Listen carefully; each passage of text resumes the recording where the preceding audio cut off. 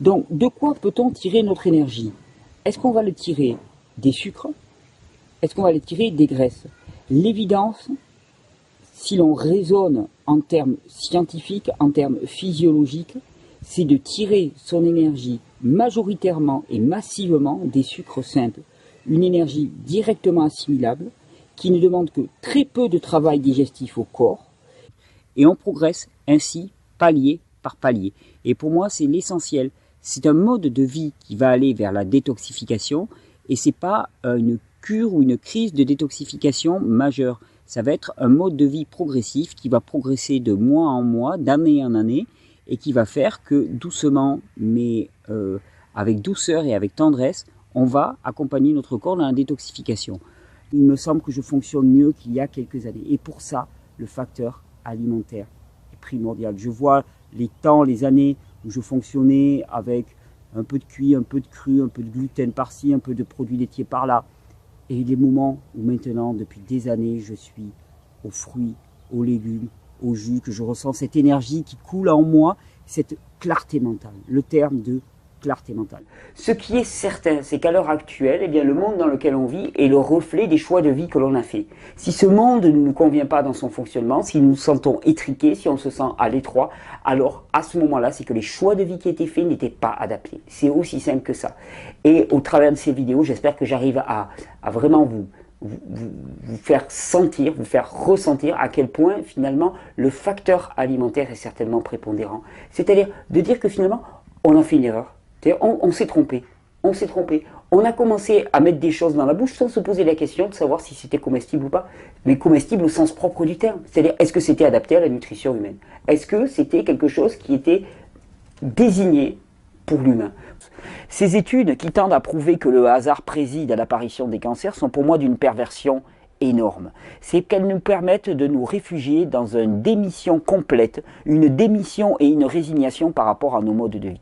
Or, ces vidéos sont là pour affirmer que non, l'état normal de l'humain n'est pas un état de souffrance. Non, l'état normal de l'humain n'est pas un état de dépression. Non, l'état normal de l'humain n'est pas un état de désespérance par rapport à l'avenir, de négativité. L'état normal de l'humain est un état de joie, de plénitude physique, psychologique et émotionnelle. C'est un état dans lequel on est heureux d'entreprendre. C'est un état dans lequel on est heureux d'aller de l'avant.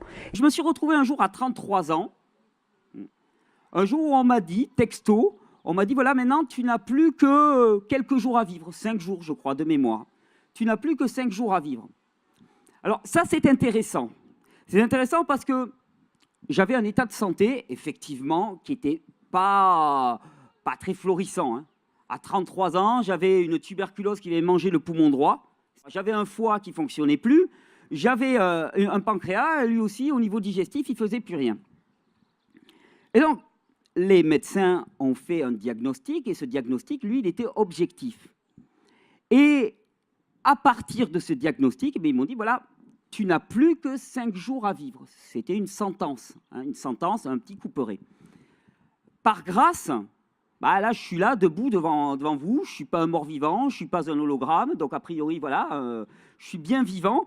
10 ans après, quasiment, 9 ans après, c'est donc qu'il y a eu un petit bug entre ce diagnostic et ce pronostic. Et on a toujours l'impression qu'il y a une forme d'inéluctabilité entre diagnostic et pronostic. Et oui, il y a une inéluctabilité si tu ne changes rien. Et c'est ce moment de fracture que je voudrais vraiment analyser. Parce que pour moi, c'est ce moment de fracture qui a tout changé. Et je vous ai dit,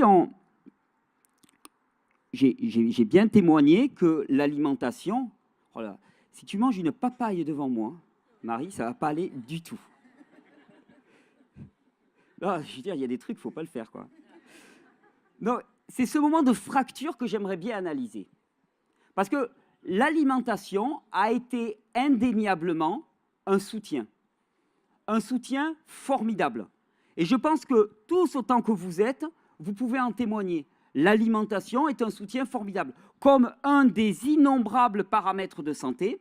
Un paramètre de santé qui a été extrêmement dévoyé, et ça, on va y revenir, mais pour moi, ça n'a pas été le facteur primordial. Alors, c'est quoi le secret de santé?